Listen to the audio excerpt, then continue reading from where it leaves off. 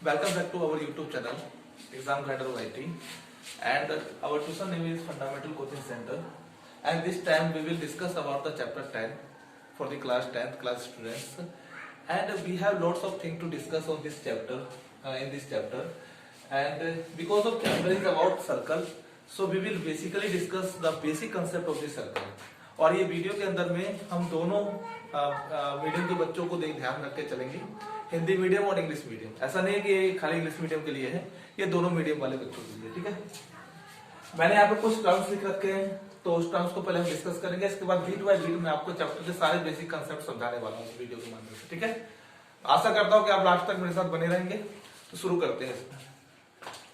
अब जैसे कि आप पहले पॉइंट पे देख रहे हो कि मैंने एक सर्कल बनाया है और उस सर्कल के एक पॉइंट मैंने यहाँ पे पी लिखा है, उस पी से मैंने एक लाइन कर रखी है। ठीक है, तो आप ये कह सकते हो ना कि जो ए बी लाइन है वो पी पॉइंट से टच होते हुए जा रही है। टच और हिंदी में बोलते हैं स्पर्श करते हुए जा रही है।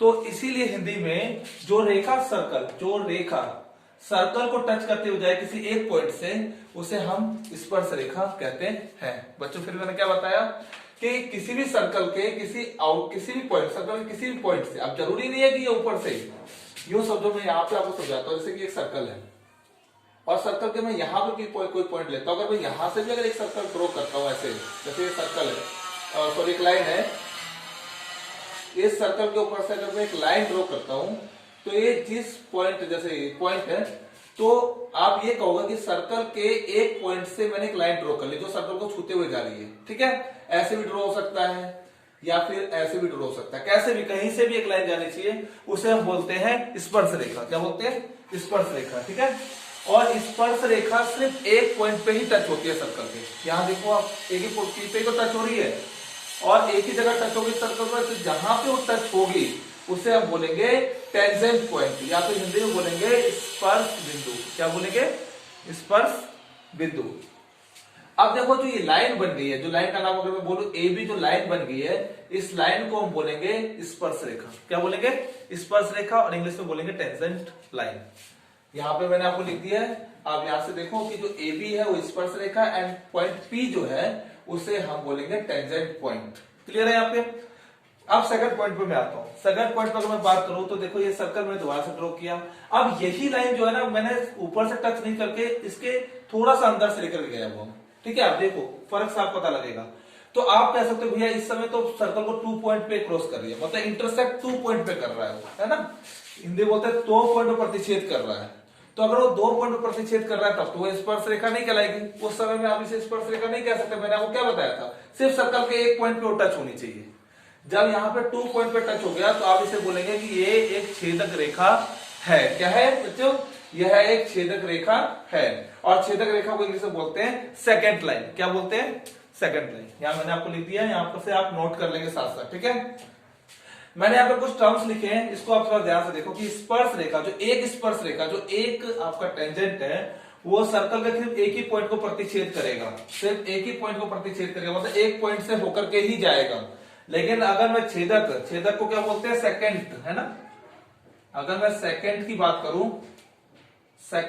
करूं तो जो सेकंड लाइन है वो सर्कल के 2 बिंदु से टच होकर के जाता है, मतलब 2 बिंदु पे इंटरसेक्ट करता है। ये तो बेसिक डिफरेंस हो गया एक स्पर्श बिंदु और एक छेदक रेखा के बीच में। अब आगे आते हैं कि एक आपके दिमाग में एक क्वेश्चन आ रहा होगा कि एक सर्कल के ऊपर कितनी स्पर्श रेखाएं बनाई जा सकती है ना। बेसिक क्वेश्चन है, बच्चे के दिमाग में आ रहा होगा, है ना। जब भी हम कोई डायग्राम का क्वेश्चन पढ़ते हैं तो ये बेसिक क्वेश्चन उठता है कि कितने बनाए जा सकते हैं। तो आप खुद ही सोचो, ये सर्कल है, इस सर्कल के ऊपर आप यहां से भी बना सकते हो, यहां से भी बना सकते हो, यहां से भी बना सकते हो, यहां से भी बना सकते हो, कहीं से भी बना सकते हो। तो इनफाइनाइट आप टेंजेंट्स उस पर बना सकते हो, है। लेकिन इस चैप्टर के अंदर जो मेन बेसिक पार्ट है वो देखो क्या है कि अगर एक सर्कल है और उस सर्कल का कोई एक आउटर पॉइंट है, इसको नंबर 3 पे समझना। एक सर्कल है, उसके बाहर कोई आउटर पॉइंट है, तो आउटर पॉइंट से सिर्फ 2 ही टेंजेंट लाइन खींची जा सकती है। कितनी खींची जा सकती है? सिर्फ 2 टेंजेंट लाइन खींची जा सकती है। अगर आप यहां से तीसरी लाइन निकालने की कोशिश करेंगे तो ये सर्कल को चीरते हुए निकलेगी, मतलब सर्कल को क्रॉस करते हुए निकल जाएगी। ठीक है ना, तब ये उस टाइम में आपकी टेंजेंट लाइन नहीं कहलाएगी, वो आपका सेकंड लाइन बन जाएगा। ठीक है, तो आप कह सकते हो सिर्फ आउटर पॉइंट से, किसी सर्कल के आउटर पॉइंट से only to tangents can be drawn. ठीक है ना, सिर्फ 2 टेंजेंट्स खींचे जा सकते हैं। जैसे कि आप यहां देखो, P is a outer point, let's see outer point मतलब हिंदी में कि P को अगर हम एक बाहरी बिंदु माने तो उससे जो 2 लाइनें खींची गई, that line is AP and second line is BP, they both line are called tangents. Okay, और टेंजेंट मतलब स्पर्श रेखा, और टेंजेंट्स कहा जा सकता है। अब ये दोनों के बीच में रिलेशन भी होता है, वही बता देता हूं। ये दोनों जो लाइनें होंगी that is equal to each other, मतलब आपस में बराबर भी होंगी। और ये आपका थ्योरम भी है, 10.2 पे आपका ये थ्योरम है, मैं यहाँ पर डिस्कस करूंगा तो मैं 10.2 थ्योरम करवाऊंगा। ठीक है, फिलहाल आपको ध्यान में रखना है कि किसी सर्कल के बाहरी पॉइंट से कोई दो रेखा सर्कल की तरफ खींची जाए तो दोनों आपस में क्या होती है, बराबर होती है। और सिर्फ 2 ही रेखा खींची जा सकती है आउटर पॉइंट से, ये भी आपको ध्यान में रखना है। ठीक है बच्चों, चलो ठीक है। मैंने आपको क्या बताया था कि इनफाइनाइट टेंजेंट खींचे जा सकते हैं, अनेक अनगिनत, और एक पॉइंट से सिर्फ 2 टेंजेंट खींचे जा सकते हैं, and they are equal to each other. Clear है? ठीक है, उम्मीद कर रहा हूं कि आपको समझ में आ रहा होगा।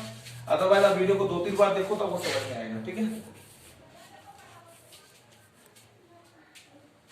नाउ अब हम 4th पॉइंट पे समझने की कोशिश करते हैं। ये तो बात और आगे ठीक है भैया, आपने टेंजेंट के बारे में बता दिया, तो आप सेकंड के बारे में भी अब सोचते हैं। देखो ये सर्कल है, तो एक सर्कल के अंदर में हम इनफाइनाइट सेकंड लाइन बना सकते हैं। सेकंड बोले तो आप जानते हैं छेदक रेखा हिंदी में, ठीक है, छेदक रेखा खींच सकते हैं। जैसे मान लो दिस इज अ छेदक रेखा, छेदक कितनी मर्जी कर लो, जितने मर्जी कर सकते हो, है ना।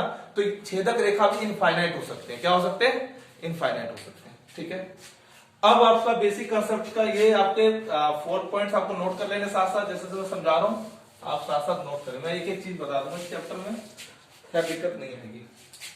अब बात करता हूं जो सबसे इंपॉर्टेंट है इस चैप्टर का, सबसे जो इंपॉर्टेंट कंसेप्ट है वो ये है। ठीक है ना, जो मैं अभी बताने की कोशिश करने जा रहा हूं। ये सर्कल लिया मैंने, यहाँ पे एक आउटर पॉइंट ले लिया, वहां से देखो मैंने ये 2 लाइन ड्रॉ की है, और मुझे पता है कि ये दोनों आपस में बराबर होते हैं। ठीक है ना, आप सोचो कि मैं यहां पर एक सेंटर मानता हूं, सेंटर को हमेशा O से लिखते हैं, तो हम भी O से लिख रहे हैं। ठीक है, यहाँ पे तो आप अगर मैं इसको इससे मिला दूं, जैसे मैंने इसको इससे मिला दिया और इसको इससे मिला दिया, थोड़ा सीधा कर देते हैं इसको, ऐसे मिला दिया, इस पॉइंट को मानते हैं कि ये सेंटर पॉइंट है, तो क्या होता है कि इसको आप रेडियस कहेंगे ना, क्योंकि सेंटर और सर्कल से टच होने वाली जो लाइन होती है वो क्या होती है? रेडियस। तो ये भी आपका क्या कहलाएगा? रेडियस कहलाएगा। रेडियस और टेंजेंट के बीच में हमेशा 90 डिग्री का एंगल बनता है। क्या कहा मैंने कि रेडियस और टेंजेंट के बीच में हमेशा कितने डिग्री का एंगल बनता है? 90। सेम नीचे भी कितना बनेगा? 90 डिग्री का एंगल बनेगा। ठीक है, तो आप यहां से समझ लो कि हमेशा जो रेडियस और टेंजेंट के पास में हमेशा 90 डिग्री का एंगल बनता है। ठीक है, खैर हम जब इसको प्रूव करेंगे तो इसके लिए हम डिस्कस करेंगे। फिलहाल नियम ये है आपका। ठीक है, समझ में आ गया होगा आपको। तो अब यूं समझो कि अगर सर्कल के आउटर पॉइंट पे अगर हम फिर A और B लेकर के ये मान के चल रहे हैं कि ये जो एंगल है वो 90 डिग्री का है, तो मैं यहां से अगर एक लाइन ड्रॉ कर दूं तो आप ये कह सकते हैं ना कि इसमें 2 ट्रायंगल बनेंगे, AOP, एंड सेकंड ट्रायंगल इस नीचे बनेगा BOP, and both triangles are called right angle triangle. बोलेंगे समकोण त्रिभुज। समकोण त्रिभुज क्यों बनेंगे? क्योंकि हमें पता है कि रेडियस एंड टेंजेंट्स के पास 90 डिग्री का एंगल बनता है, and this angle made a triangle, this angle made a triangle at the top, and you will see at the bottom मतलब नीचे की तरफ देखोगे तो now another triangle is made at the bottom मतलब नीचे, है ना, तो that is also right angle triangle because it also made 90 degree angle. Okay, तो this is the basic concept of this chapter 10, और नेक्स्ट वीडियो के अंदर में हम 10.1 डिस्कस करेंगे, उसमें filling the blanks and 2 and 3 questions होंगे। मैं आपको सारे क्वेश्चन बताऊंगा, डिटेल से बताऊंगा। मुझे उम्मीद है कि आपको ये वीडियो पसंद आई होगी। ठीक है ना, ये सब बहुत नॉर्मल से टर्म हमने यूज किए हैं, 2-3 कंसेप्ट थे, आप इन्हें देखो और वीडियो को जरूर सब्सक्राइब करो।